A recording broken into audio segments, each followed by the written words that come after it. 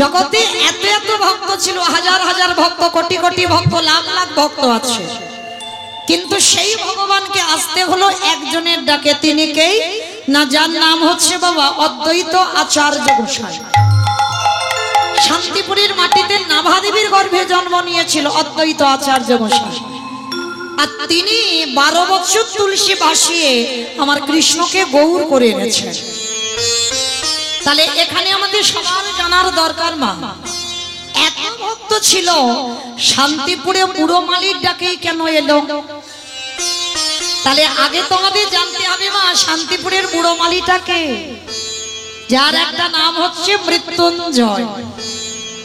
ও মাইরা, মৃত্যুঞ্জয় কোন ঠাকুরকে বলে গো?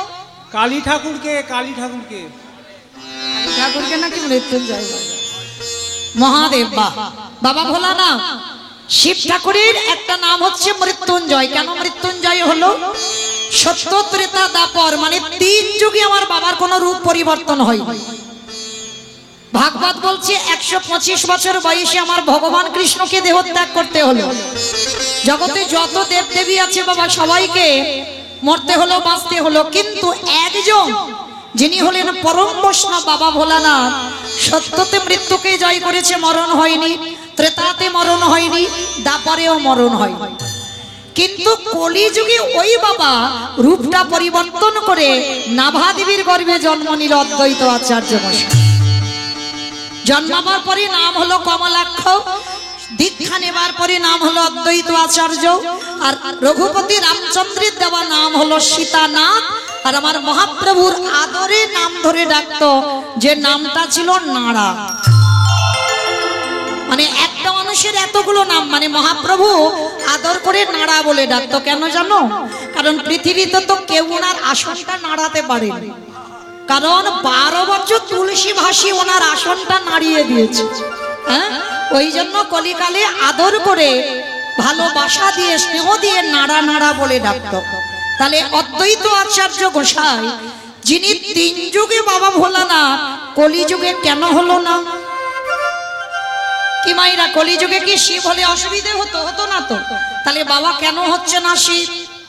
যতই শ্রাবণ মাসে বাবার মাথায় জল ঢালো না কেন, আর যত বাবার মন রাখতে সবুজ সবুজ ছুরি পড়ো না কেন, পড়েছিল না? বাবা রে বাবা, সবার হাতে দেখা যায় সবুজ সবুজ ছুরি,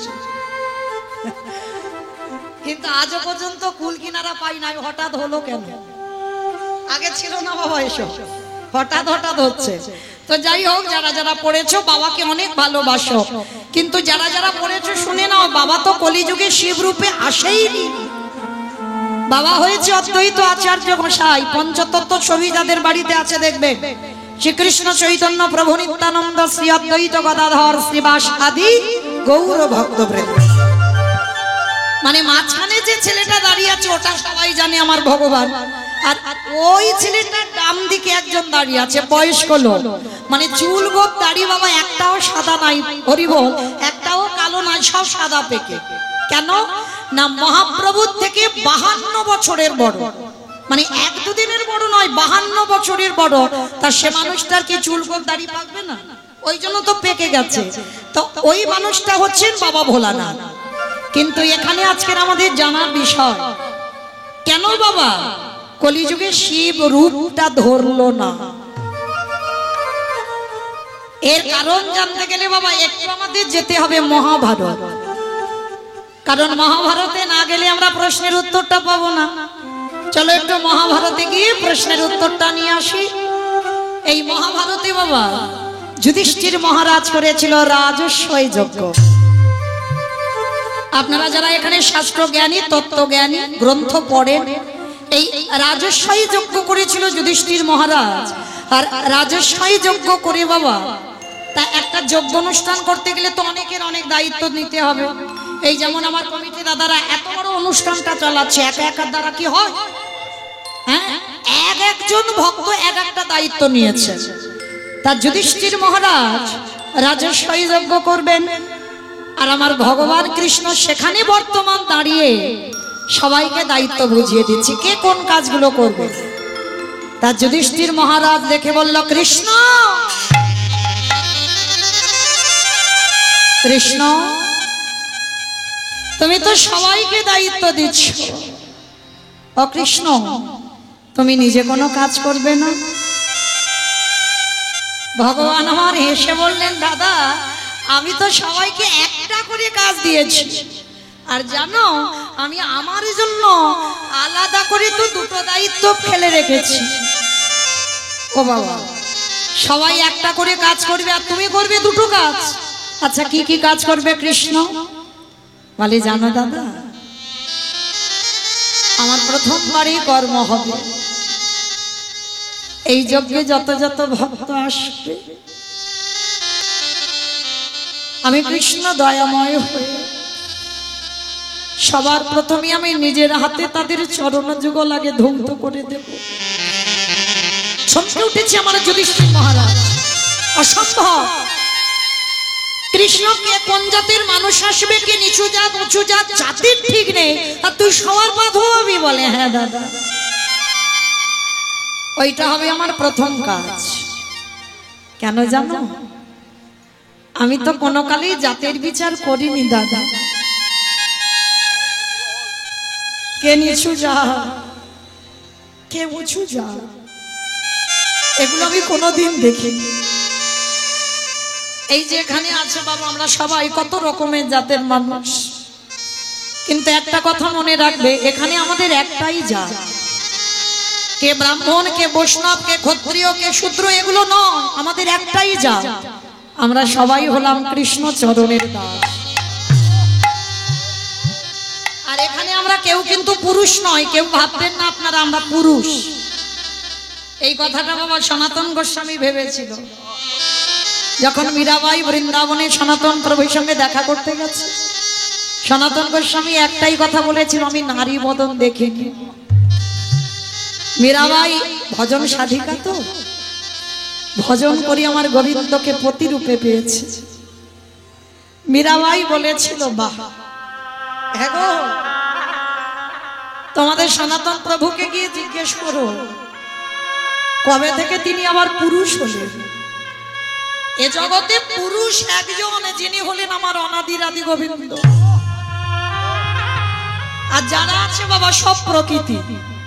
যদি বলো কেন, মনে করো ভগবানের সেবা করতে গেলে, ভগবানের ভজন করতে গেলে বাবা আগে বৃন্দাবনে ব্রজগোপী আনুগত্যে সেবা করতে হবে। যদি কেউ ভজনে বসে মনে করে আমি পুরুষ, ভজন হবে না বাবা। আগে গোপী ভাব হৃদয়ে আনো, বৃন্দাবনের ব্রজগোপী ভাব আনো, তারপরে তোমার ভজন সাধন সঠিক হবে। যত যত বাবা শ্রীরূপ সনাতন ভট্ট রঘুনাথ, শ্রী গোপাল ভট্ট দাস রঘুনাথ, যত ষড় গোস্বামী বলো, আর যত যত আমার প্রভু বলো, গোস্বামীপাদ বলো, সবাই কিন্তু ভজনে বসে তারা পুরুষ ভেবে নয়, সবাই কিন্তু নারী ভেবে সেবা করেছে। তাহলে নারী ভাবে, গোপী ভাবে, যার জন্য ভাগবত বলছে পৃথিবীতে যে যতই ভালোবাসুক না কেন, ভগবান সব থেকে বেশি ভালোবাসে বৃন্দাবনের ব্রজঙ্গনাদের। ওই জন্য ভজন করতে হবে গোপী ভাবে। তো আজকে এখানে যারা আছে কোনো জাত নয়, আর আমার ভগবান জীবনে জাতের বিচার করে না, ওটা মানুষ করে। কে নিচু জাত, কে উঁচু জাত, ওটা আমার ভগবানের নয়। যদি ভগবানের থাকতো তাহলে বাবা চণ্ডালিনী সবরীমার হাতের ফল খেত না। কলিযুগের মাটিতে বাবা মলয় চাঁদ কাজী, যিনি বিধর্মী মুসলমান, তাকে উদ্ধার করতে পারতো না।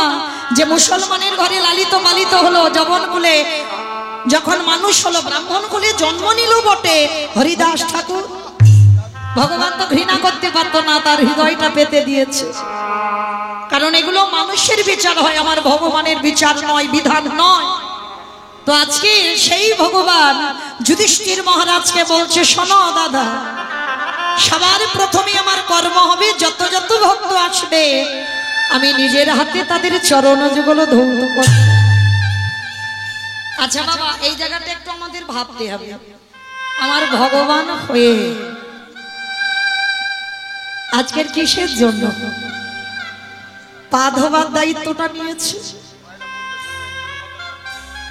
কি গো মা, যিনি বিশ্বের স্রষ্টা মালিক ভগবান, যার কোনো কিছু অভাব নেই, যার ইচ্ছাতে মরা গাছে ফুল ফোটে, শুকনো গাঙে উজান বয়, যার ইচ্ছাতে জগৎ চলে, সেই ভগবান আজকের ভক্তের পা ধোবাবে কেন? এমনি এমনি নয় বাবা।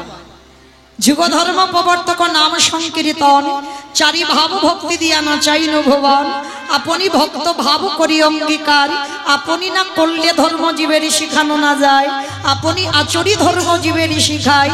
এই তো সিদ্ধান্ত গীতা ভাগবতে গায়।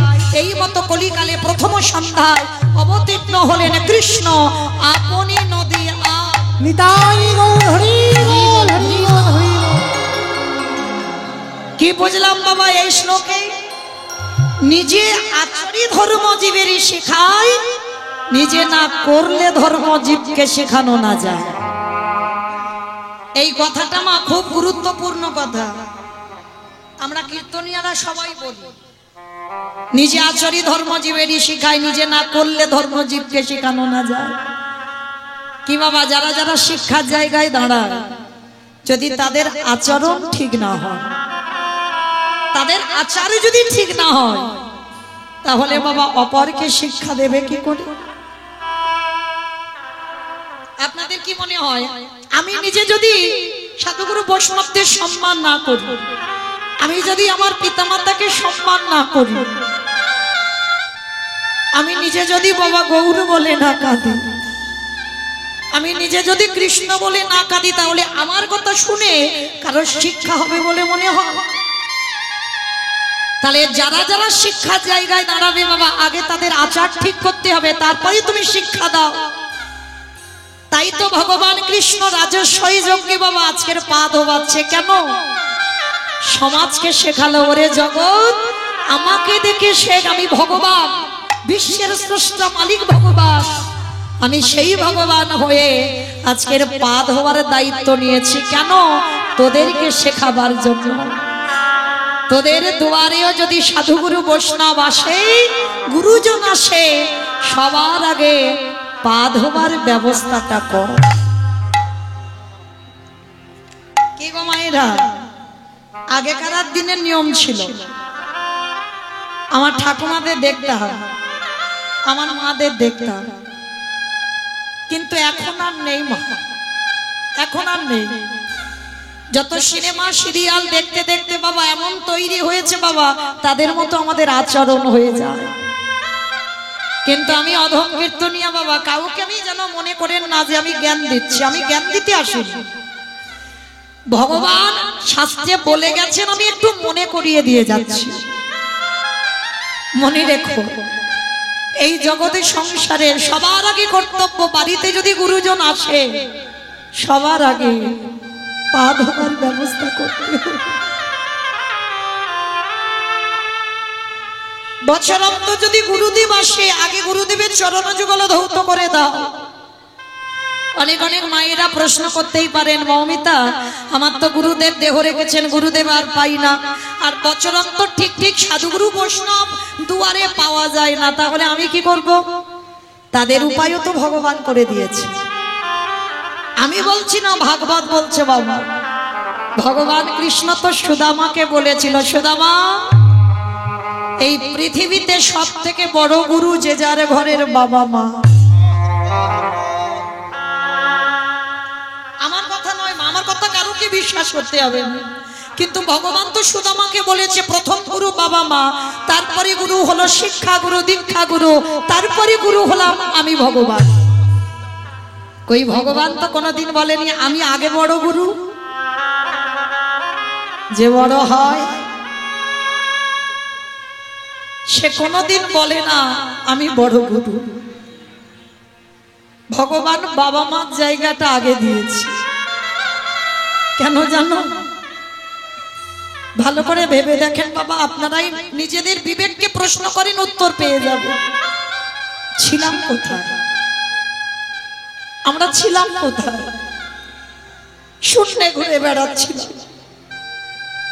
বাবা যদি কৃপার বিন্দু দিয়ে মা যদি 10 মাস গর্ভে আঁকলে না রাখতো, পারতাম এত সুন্দর ভজন যোগ্য দেহ পেতে?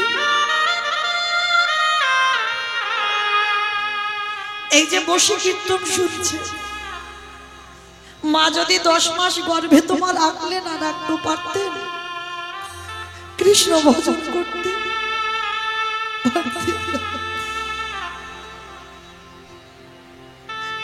এগুলো চেতনা বাবা, এগুলো গ্রন্থ পড়ে হয় না, এগুলো অনুভূতি লাগে। এই জগতের সংসারে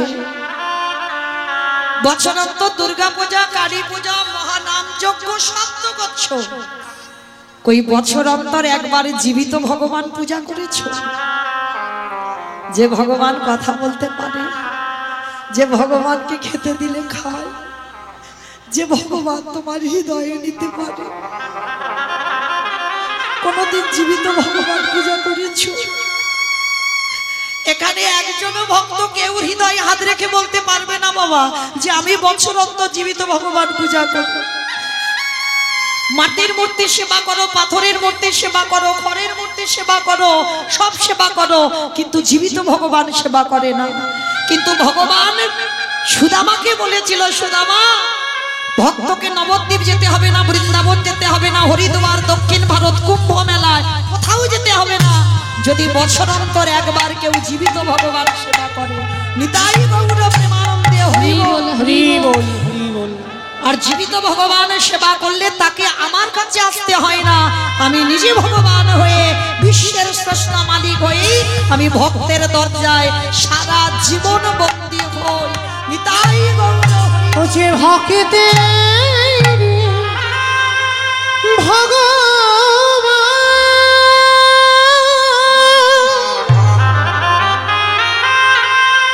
ও যে ভক্ত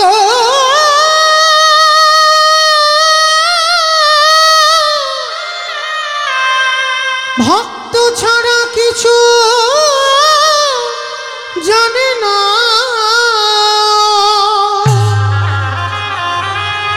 তাই তো যুগে যুগে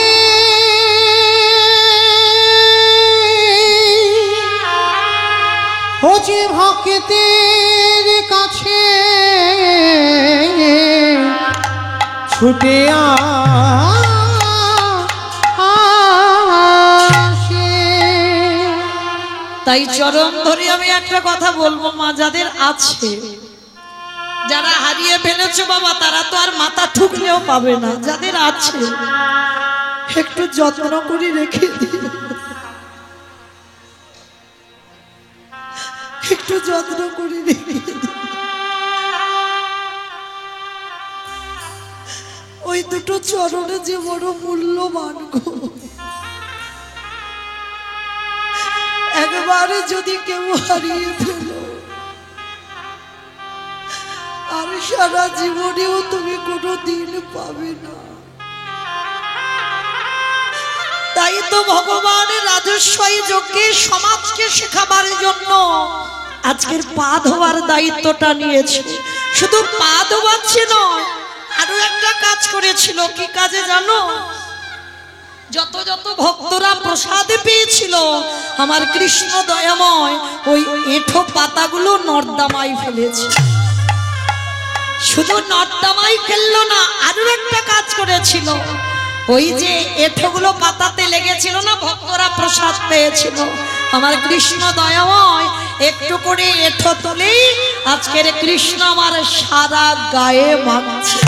নিতাই গৌর প্রেমানন্দে হরি বল, হরি বল, হরি বল।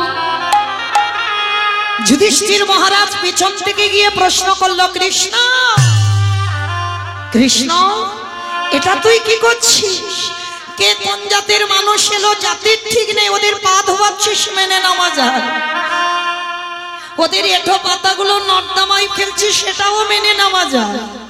কিন্তু কৃষ্ণ ওদের এঁঠোগুলো তুই গায়ে মাখছিস কেন? ভগবান মৃদু হেসে বললেন, দাদা গো, এ যে হলো আমার করুণ এই জগতের সংসারের মাঝে সবাই পাপে করে, সবার বিচার আমি ভগবান করি। আরে শোনো শোনো দাদা, সবাই পাপী, আরে আমি হলাম দাদা গো মহাপাপী। এই জগতের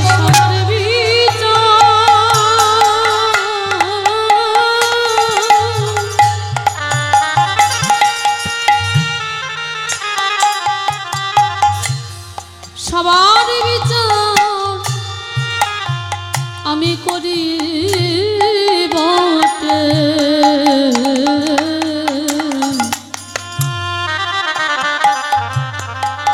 কিন্তু আমি হলো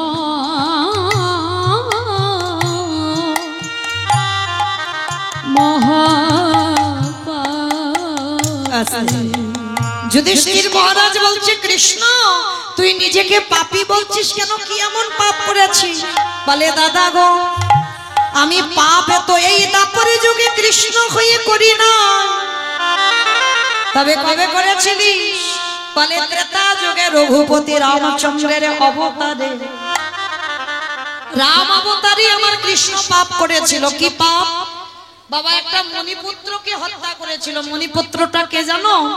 বিশ্বসভার মণির ছেলে, যার নাম রাবণ। রাবণকে বধ করেছিল কে? রঘুপতি রামচন্দ্র অকাল বোধন দুর্গা পূজা করে। কি গো, এই যে দুর্গা পূজা আসছে না, আর কয়েকটা দিন বাকি, তো ওই দুর্গা পূজাটা কে করেছিল? রঘুপতি রাম। কেন করেছিল? রাবণের মৃত্যুর জন্য। আর ওই দুর্গা পূজা করে যখন রাবণ বধ হলো, আর রাবণের মৃত্যুর পর আমার রামচন্দ্রের মাথা চুল থেকে পায়ের নখ পর্যন্ত পাপী হয়ে গেল। ও মায়েরা, বলো তো দেখি, রাবণের মতো দুরাচার, রাবণের মতো পাপিষ্ঠকে মারলে জীবনে পাপ হয়? কি গো মায়েরা, রাবণের মতো দুরাচার, তাকে মারলে পাপ হয়? বাবা আপনারা বলেন, যে জগতের দেশের হানি করে, মানে ক্ষতি করে, তার মতো ব্যক্তিকে যদি মারা যায়, তাকে মারলে কি জীবনে পাপ হবে? তাহলে রাবণকে মেরে আমার রামচন্দ্রের পাপ হলো কেন? কারণ আগে তো জানতে হবে বাবা, রাবণ কেমন মানুষ ছিল। ও মাইরা বলো তো দেখি, রাবণ ভালো লোক না খারাপ লোক গো? ভালো লোক। আমার মায়েদের মাথার গন্ডগোল হয়েছে। আপনারা কি বলেন, ভালো লোক? এদিকেও ভালো। আচ্ছা এবার বলো দেখি, যে ভগবানের বউ চুরি করে নিয়ে যায়, সে কখনো ভালো লোক হয়? ভালো লোক হয় না তো। তাহলে বলছো কেন রাবণ ভালো? তবু ভালো বলছে, তবু ভালো। ওই যে বললাম, কীর্তন নারকেল, ভিতরে যেতে হবে। জগতে আমরা সবাই দেখছি বাবা, সীতামাকে চুরি করেছিল রাবণ। যে রাবণের 10,000 বউ ছিল, তাহলে ভগবানের বউকে চুরি করে বাবা রেখেছিল কোথায়? কোথায় মা? হ্যাঁ, প্রশ্নেই উত্তর বেরিয়ে যাচ্ছে। দেখেন, যেখানে শোকের ছায়া লাগে না, সেইখানে সীতামাকে বন্দী করে রাখেন। তাহলে বলেন মা, রাবণ যদি খারাপ হবে, যার 10,000 বউ, তার একটা ঘর ফাঁকা ছিল না? যদি সীতামাকে নিয়ে বাবা ভোগ করার ইচ্ছা থাকবে, তাহলে তো একটা ঘরের দরজা বন্ধ করে রাখতে পারত। কারণ এইটা সবাইকে জানতে হবে বাবা, নারী ভোগের নয়। এইটা অনেকে জানে না বাবা, নারী ভজনের, নারী সাধনা, নারী সেবা, নারী ভোগের নয়। যে যেমন ভাবে নেবে, কেউ যদি মনে করে নারী আমার কাছে ভোগের, তো সারা জীবন সে ভোগ করবে। আর কেউ যদি মনে করে নারী সাধনার, সেই নারী চরণ সাধনা করে বাবা সে বৃন্দাবন যাত্রা করবে। যদি বলো কেন, আমার কথা নয়, মিলিয়ে দেখে। অসুরদের অত্যাচারে দেবতারা স্বর্গ ছাড়ে। আমার জগৎ জননী দশভুজা মা দুর্গা যদি 10 হাতে অসুরী নিধন না করত, তাহলে দেবতারা যেত কোথায়? যদি অসুর নিধন না করিত, দেবতারা যেত কোথায়? আস্তে। তাহলে দশভুজা 10 হাত দিয়ে অসুর নিধন করেছিল। তাহলে নারী কত শক্তি দেখেন বাবা। দেবতাদের তেজ দিয়ে একটা পুরুষ সৃষ্টি করতে পারত, করলো না, নারী সৃষ্টি করতে হলো। সেই নারী বাবা অসুর নিধন করলো। তাহলে নারী সাধনার নয়। দেখেন, চণ্ডী ঠাকুর রামের চরণ ভজন করে পেয়ে গেল গোবিন্দ চরণ। বিল্লমঙ্গল একজন পতিতা বার বনিতা, পতিতা নারীর চিন্তামণির চরণ সেবা করে পেয়ে গেল গোবিন্দ চরণ। জয়দেবী গোস্বামী মা পদ্মাবতীর চরণ সেবা করে রাধা মাধবের কৃপা পেল। শ্রী শ্রী রামকৃষ্ণ পরমহংস দেবের শারদার চরণ ভজন করল। কি গো, ভোগ করেছে মাকে? না। সাধনা ভজনে, হ্যাঁ, যার জন্য শারদাকে সবাই জগতে মা বলে ডাকে। হরি বল। তাহলে শ্রী শ্রী রামকৃষ্ণদেব মা শারদার চরণ ভজন করলো। বিবেকানন্দ একটা যৌবন বয়সের ছেলে আমার নিবেদিতা ভগ্নীর চরণ সেবা করত। ভুরি ভুরি প্রমাণ বাবা, নারী ভোগের নয়, নারী যদি কেউ সাধনা করতে পারে ওই চরণ সাধনা করে আমার কৃষ্ণ প্রাপ্তি হয়ে যায়। নিতাই গৌর প্রেমানন্দে হরি বল, হরি বল। তবে আগে জানতে হবে বাবা সেবা কেমন করে করব। হ্যাঁ, ভোগ বিষয়টা আলাদা আর সেবা বিষয়টা আলাদা। এইটা তোমাকে গুরুদেবের চরণ আশ্রয় করে আগে জানতে হবে, আর না জানলে তুমি সেবার কুল কিনারাও পাবে না। তো আজকে লক্ষ্য করে দেখেন, সেই রাবণ রাজা সীতা মাকে চুরি করেছিল কেন? ভোগের জন্য নয়, তাহলে কিসের জন্য? ও মায়েরা ভালো করে বোঝো, একটা কথা বলি। নদীর ঘাটে ধরো একটা নৌকা বাঁধা আছে, ভালো করে বুঝবে উদাহরণটা। নৌকার মাঝে যিনি চালায় হয়তো কোথাও খেতে গেছে বা বিশ্রাম করতে গেছে, আর হঠাৎ যদি কেউ এসে বাবা নৌকাটা ভাঙচুর করে, আর যদি একবার মাঝির কানে যায় যে তার নৌকাটাকে ভাঙছে দেখে, তাহলে ছুটে আসবে না মাঝি তার নৌকার কাছে? আসবে কি না? যদি কেউ হঠাৎ তার তৈরি করা নৌকা ভেঙে দেয় তাহলে ছুটে দেখতে আসবে না? কি গো মা, বুঝতে পেরেছো? আমি বলছি না, রাবণ বলছে। ওই সীতা মা হলো ভব পারাপারের তরণী। বাবা তরণী মানে কি? নৌকা। আর ওই নৌকাটা চালাই কে? রঘুপতি রামচন্দ্র। আরে যেই না নৌকাটা তীরে রেখে দিয়ে রামচন্দ্র ওই নৌকার কাছে নাই, আর ওই অশোক কাননে রেখে রাবণ রাজা ওই চেরি রূপী পাথরে দিয়ে নৌকার গায়ে আঘাত করে। আরে নৌকা যত মাঝির নাম ধরে ধরে কাঁদে, আরে কি আমার মাঝি রূপী রামচন্দ্র থাকতে পারবে? ছুটি আসবে সোনার লঙ্কার মাটিতে। মন্দাদারি তুমি বোকা বলে কেঁদে কেঁদে চোখের জল অপচয় করো, কিন্তু আমি কাঁদি না। কেন জানো? যেদিন আমার নৌকাকে নিতে আসবে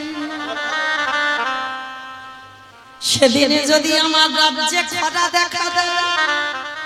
খরা মানে কি গো? খরা মানে নাকি বৃষ্টি, মানে অনেক বছর বৃষ্টি হয়নি তাকে খরা বলছে।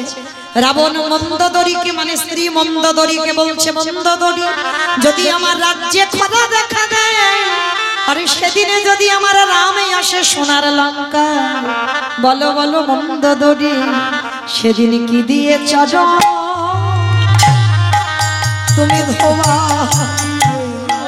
যেদিন প্রভু রামচন্দ্র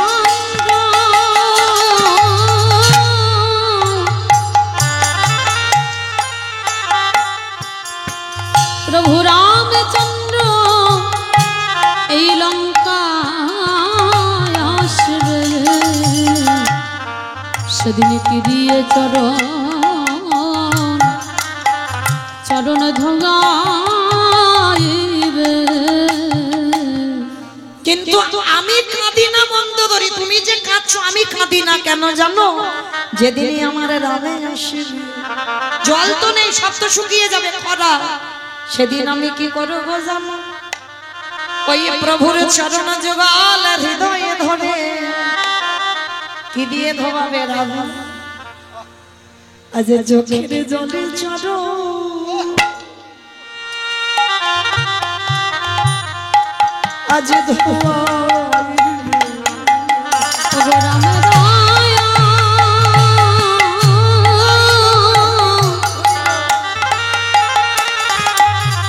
ওগো রাম দয়া করো বলে, আজ চোখের জলে চরণ চরণ ধোয়াইবে। সেদিন রাবণ রাজা বলেছিল, মন্দোদরী আমার রাম আসলে আমার চোখের জলে চরণ ধোবাবো। তাহলে বাবা এইটুকু শুনে কি মনে হয়? লঙ্কার মাটিতে যদি ভক্ত থাকতে হয় একজনই ছিল, সেটা হলো রঘুপতি রামচন্দ্র, ওই একনিষ্ঠ ভক্ত যিনি হলেন রাবণ রাজা। আর ওই রাবণ রাজা রাজাকে বধ করে আমার রামচন্দ্রের অপরাধ হলো। আর সেই অপরাধ ধুচ্ছে কবে?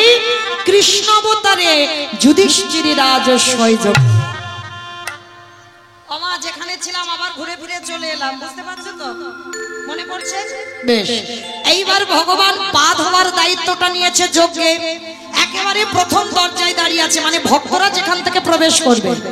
অগ্নিদেব, পবনদেব, ইন্দ্রদেব, ইন্দ্রাণী, বরুণদেব, পবনদেব, ব্রহ্মা, সাবিত্রী, শিব, দুর্গা সব পরপর লাইনে আছে।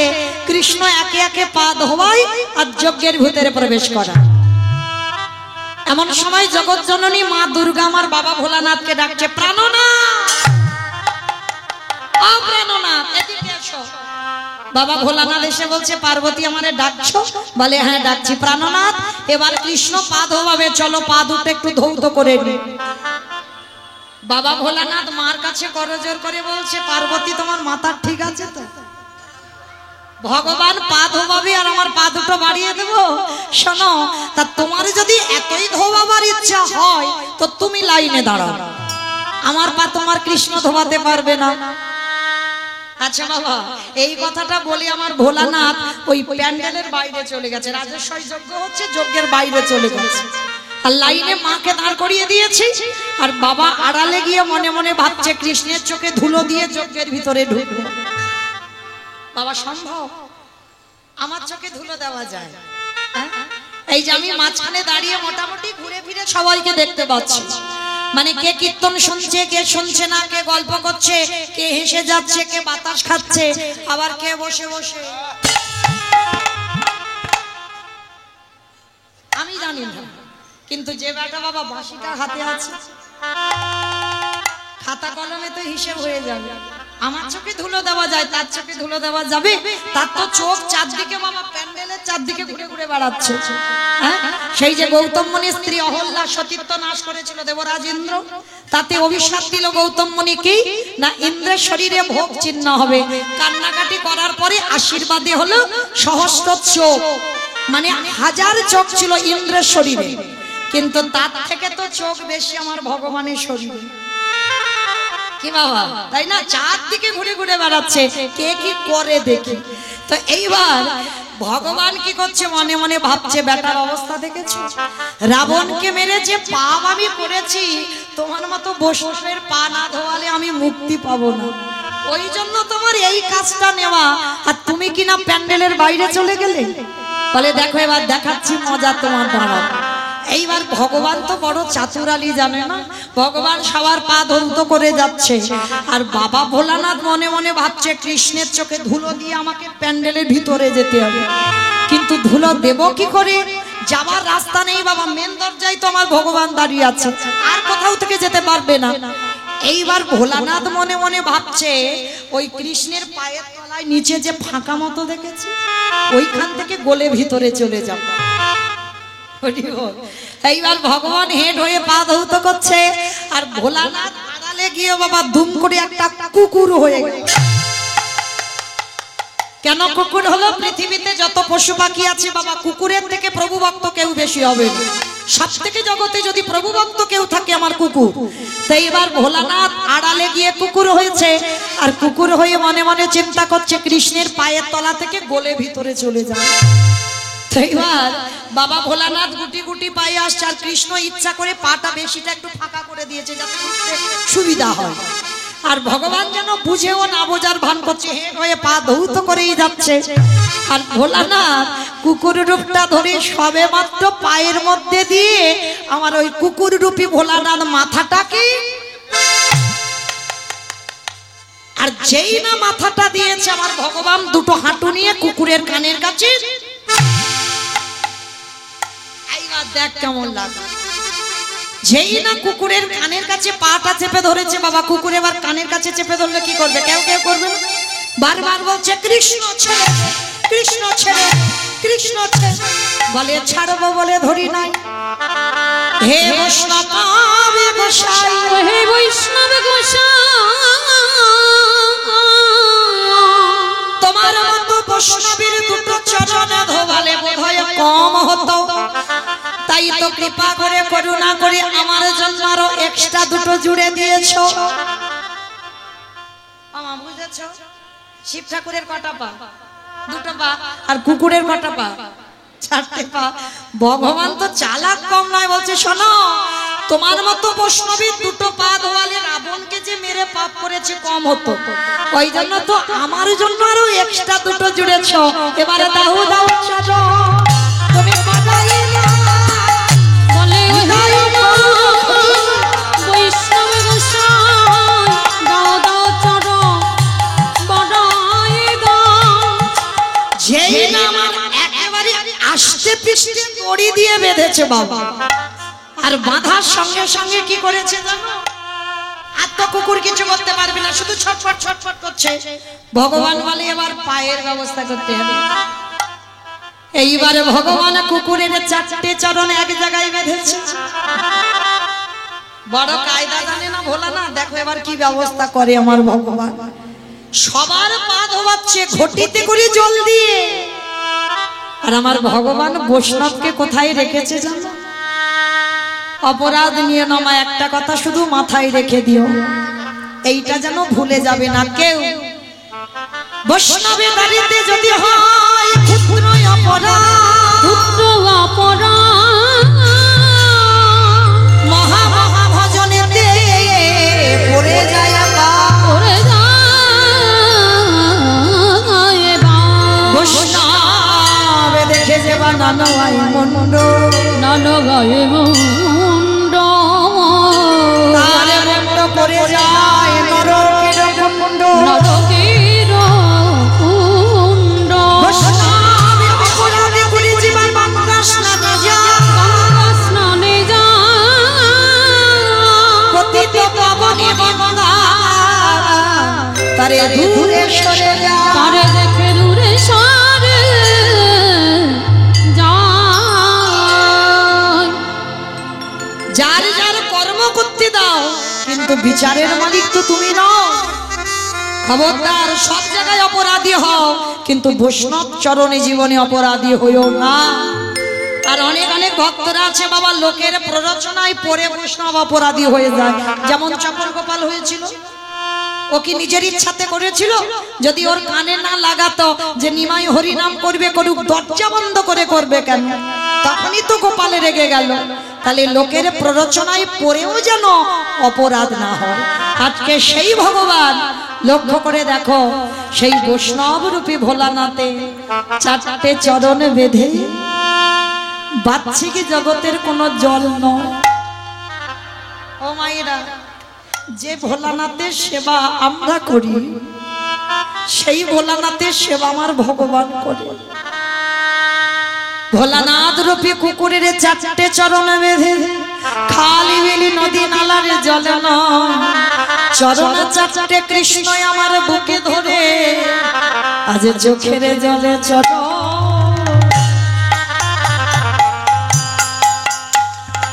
চরণ ধোয়া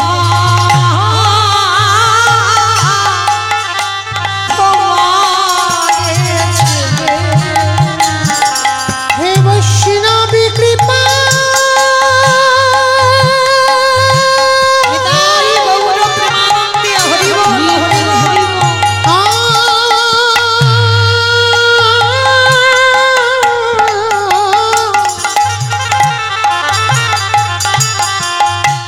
হে বৈষ্ণবী কৃপা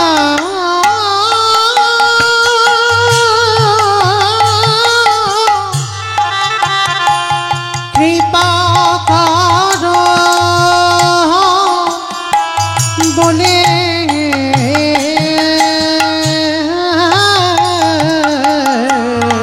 চোখের জলে চরণ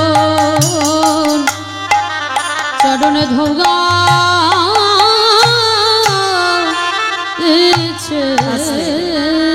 যখনই আমার কৃষ্ণের চোখের জল কুকুর রূপী ভোলানাথের পায়ে পড়ছে, তখনই আমার ভোলানাথ প্রতিজ্ঞা করেছিল, কৃষ্ণ রে, এই যে আজ তোরে চোখের জল আমার মতো কুকুরের পায়ে পড়িল, আমি কথা দিলাম আগত কলিযুগে যেদিন তুই আমার কৃষ্ণ নয়, যেদিন তুই আমার গৌর হয়ে নদী গায় যাবি, সেদিন আমি অদ্বৈত আচার্য গোসাই হয়ে শান্তিপুরে যাব। আমি শিব রূপ ধারণ করব না, আমি হব অদ্বৈত আচার্য গোসাই। আর তুই আমার কৃষ্ণ নয়, তুই হবি নদী আর নিমাই চা। আমি 12 বছর তুলসী ভাষায় তোকে আহ্বান করব। তোর থেকে 52 বছর আগে এসে মাটি পরিষ্কার করে রাখবো। তুই যেখানে আবির্ভূত হবি, শোনো শোনে রে কৃষ্ণ, যেদিন আমার ডাকি তুই নদী আয় নামবি, আর তোর আর আমার দুজনের মুখোমুখি সাক্ষাৎ হবে। আজ যেমন রাজস্বই যজ্ঞে তোর চোখের জল কুকুরের পায়ে পড়ল, এই কুকুর যেদিন শান্তিপুরে অদ্বৈত হবে, তুই যেদিন নদী আয় নিমাই হবি, যেদিন তুই আর আমি দুজনে মুখোমুখি হব, তোর এই ঋণ আমি শোধ করে দেব। ওরে চোখের জলে চাপ যেদিন নদীতে নিমাই হবি, চোখের জলে চরণ ধোয়াইব।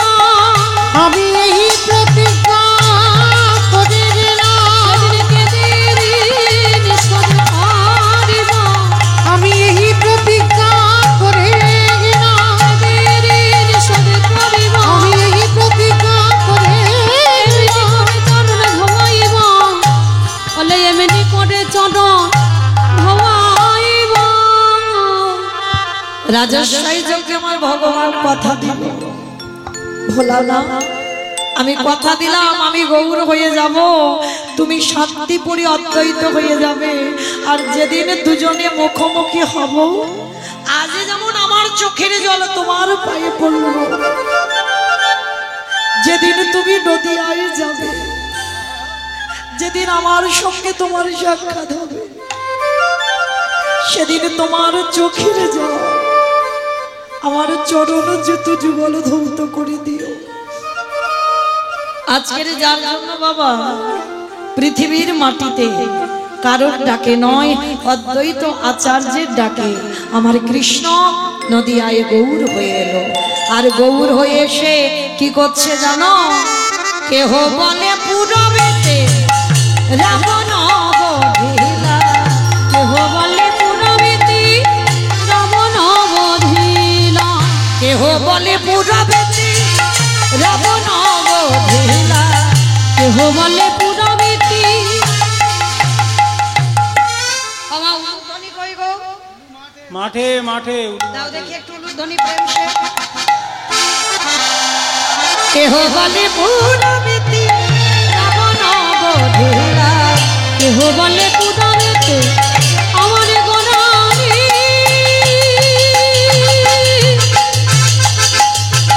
গোরা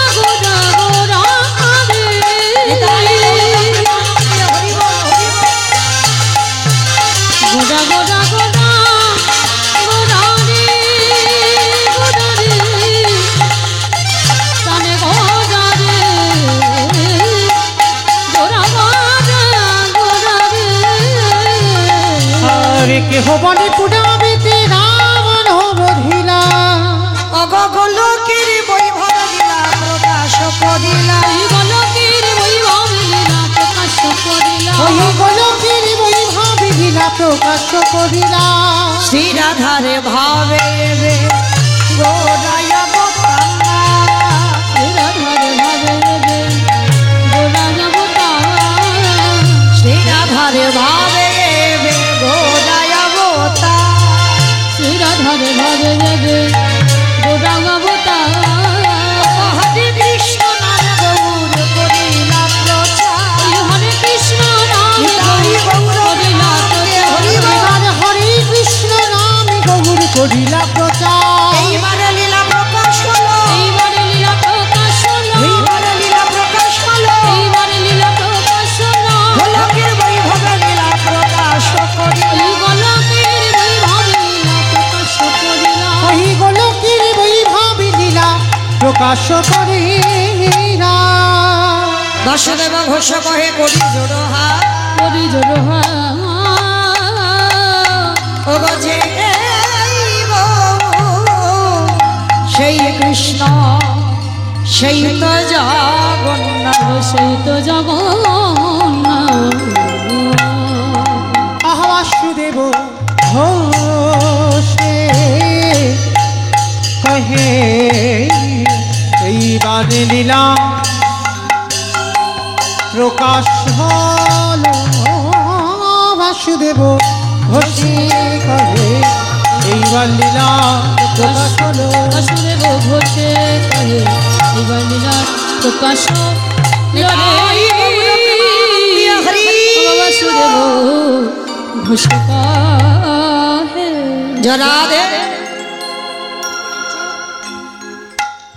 রাধে। চলুন আজকের আমরা সবাই চলে যাব মধুমাস ধাম বৃন্দাবন ধাম। এতক্ষণ যখন আমরা নবদ্বীপে ছিলাম সবাই মিলে একবার প্রেম সে বলেন তো দেখি গৌর সুন্দরে কি জয় নবদ্বীপে ধামে কি জয় সচিরি নন্দনে কি ধ্বনিটা হলো কি? এটাও জয়। ধ্বনিটা হলো কি? এটা নাকি জয়? এটা জয় নয়, একটু প্রেম সে জয় দিতে হবে। এত জোরে জয় দাও কত দূর শোনা যাবে? রানাঘাট। মাইরা চলো দেখি আমরা সবাই আজকে এত জোরে এত প্রেম সে ধ্বনি দাও যেন একেবারে আমার গৌর চরণে যায়। কেমন? গৌর চরণে যাবে তো? সেইভাবে বিশ্বাসটা রাখতে হবে। কই দেখি একবার আমার নিতাই চাঁদ গৌর চাঁদের মতো হাত দুটো তোলো। বেশ, সবাই কেউ নামাবেন না। যারা দাঁড়িয়ে আছে আমার দাদা ভাই বাবা ঠাকুর যারা দাঁড়িয়ে আছেন সবাই একসঙ্গে। আমার ওই জায়গাটা ধসে গেল কেন? তোলো দেখি, তোলো। বেশ, এইদিকে ধসে গেল কেন? তোলো দেখি সবাই। বলো গৌর সুন্দরী কি জয় নবদ্বীপে ধামে কি জয় সচিরে নন্দনে কি জয় বিষ্ণু প্রিয়া কি জয় নিতাই চাঁদে কি জয় ভক্তবৃন্দ কি জয় হরিবাসর ধামে কি জয় সাধু গুরু বৈষ্ণবে কি জয় আপন আপন গুরুচরণ কি জয় কমিটি ভাই সবে জয় হরিনাম যজ্ঞ কি জয় মহাপ্রসাদ কি জয় আজকের আনন্দ কি জয় নিতাই গৌর প্রেমানন্দে। চলো এবার আমরা যাব সবাই মধুমাস ধাম বৃন্দাবন ধাম। আর যেতে গিয়ে বাবা আজকে আমরা আস্বাদন করব বৃন্দাবনের মাটিতে। বৃন্দাবনে বহু মন্দির আছে, বহু মন্দির। যারা গেছেন অবশ্যই দর্শন করেছেন, কিন্তু একটা বৃন্দাবনে মূল মন্দির আছে বাবা, যে মন্দিরটার নাম হচ্ছে বৃন্দাবনে বাঁকে বিহারী লালের মন্দির। তো আজকে আমরা আস্বাদন করব বৃন্দাবনের মাটিতে বঙ্কু বিহারী লাল। তো আজকে লীলার মধ্যে প্রকাশ পাবে বাবা যিনি বৃন্দাবনের বঙ্কুজি ছিল, পরবর্তী দিনে বাবা বিহারী লাল যোগ হলো। মানে ভক্ত ভগবান একত্রিত হয়ে আছে কিভাবে? আপনারাও তো ভক্ত, আমরাও ভক্ত। তাহলে আজকে দেখবো কেমন ভক্ত, যে ভক্তের নামটা ভগবান নিজের নামের সঙ্গে জড়িয়ে বৃন্দাবনে প্রতিষ্ঠিত হলো বঙ্কু বিহারী লাল। তো চলো আজকে আমরা লীলাটা শুনতে গিয়ে আমরা একটা ভজন গাইতে গাইতে বৃন্দাবনে প্রবেশ করি। কেমন? কিংবা একটা ভজন হবে তো? হবে তো? ওই দেখে একটু উলুধ্বনি দাও। বেশ, বৃন্দাবন ধাম অপার জপি যারা ধেরা রাধে আলবেলি সরকার জপি যারা ধেরা বৃন্দাবন ধাম অপার জপে যা রাধে রাধে রাধে আলবেলি সরকার জপে যা রাধে রাধে বৃন্দাবন ধাম অপার জপি যারা ধেরা রাধে আলবেলি সরকার জপে যা রাধে রাধে রাধে আলবেলি সরকার জপে যা রাধে রাধে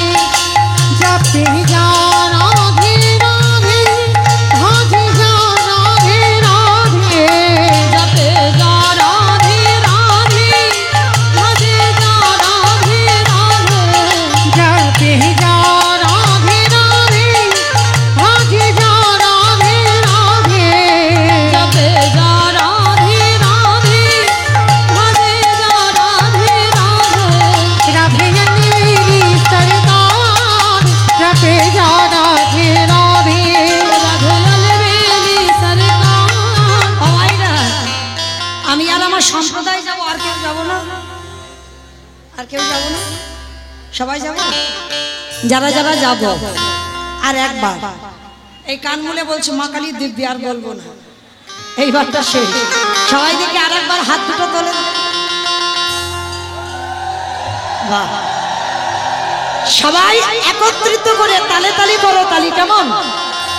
হরি বল একসঙ্গে সবাই করে করো তালি। तू वृंदावन में आया राधा नाम न गायो वृंदावन में आलो राधा नाम लगा लो तू वृंदावन में आयो राधा नाम न गायो वृंदावन में आलो राधा नाम लगा लो तेरे जीवन हरि का जपे जा राधे राधे राधे अलवेली सरकार जपे जा राधे राधे राधे राधे राधे राधे वृंदावन में राधे राधे আছে ও মাইরা, শুধু আমি আর আমার সম্প্রদায় বলবো, আপনারা বলবেন না? সবাই বলবেন তো? কই দেখি সবাই মিলে আমার সঙ্গে জোরে জোরে বলবেন, মনে মনে কিন্তু না, জোরে জোরে বলো কেমন? জয় জয় রাধে রাধে राधे राधे রাধে রাধে। राधे राधे বেশ, আর যে ভাইরা আমার ইউটিউব করছো, ক্যামেরাগুলো একটু ঘুরিয়ে দেবে কেমন? কারণ তখন তো বাড়িতে বসে বসে আপনারা দেখতে পাবেন আজকের কারার কীর্তন। শুধু আজকে শুনতে এসেছেন বলে নয়, ওরা দুদিন পরেই বাবা ইউটিউবতে ছাড়বে, তখন দেখতে পাবে, তখন কার হাত উঠেছে আর কার ওঠেনি ভালো করে বুঝতে পারবে। তোলো দেখি হাত সবাই, আর ক্যামেরাগুলো সেই দিকে নিয়ে যাও যেখানে হাত ওঠেনি কেমন?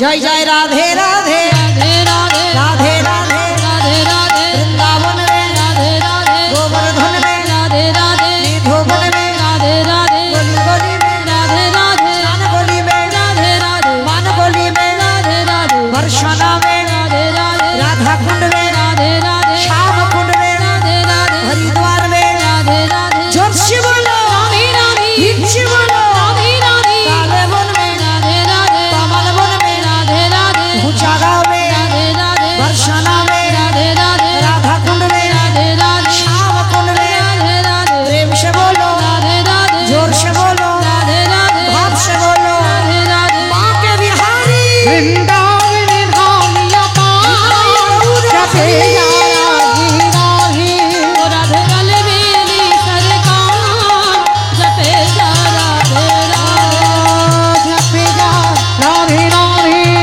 जपे जा राधे राधे प्रेम से बोलो राधा रानी की আমার জয়টা হলো বাবা। এই জায়গাটার নাম কি জানো? রানাঘাট। বেশ, আচ্ছা মা, তোমাদের এই রানাঘাট এলাকায় শাশুড়ি বৌমাতে ঝগড়া টগড়া হয় না? হয়, এখানেও হয়, বেশি বেশি হয় না নদিয়া? বেশ, আচ্ছা ওই শাশুড়ি বৌমাতে ঝগড়া হলে যে গলাটা বার হয় একটু বের করো তো দেখি, সেই আওয়াজটা বের করবে কেমন? তখন তার ভাসুর শ্বশুর থাকলে লজ্জা শরম থাকে না, সেই আওয়াজটা বের করো সবাই একটু বলো জোরে, রাধা রানী কি। তার মানে ঝগড়া হয়। বৃন্দাবনেশ্বরী কি জয় যমুনা মাইয়া কি জয় নন্দগাঁও কি জয় উচ্চাগাম কি জয় বর্ষানাম কি জয় ভক্তবৃন্দ কি জয় হরিবাসর ধাম কি জয় সাধু গুরু বৈষ্ণবের জয় আপন আপন গুরুচরণ জয় কমিটি ভাই সব জয় হরিনাম যজ্ঞ কি জয় মহাপ্রসাদ কি জয় আজকের আনন্দ কি জয় নিতাই গৌর প্রেমানন্দে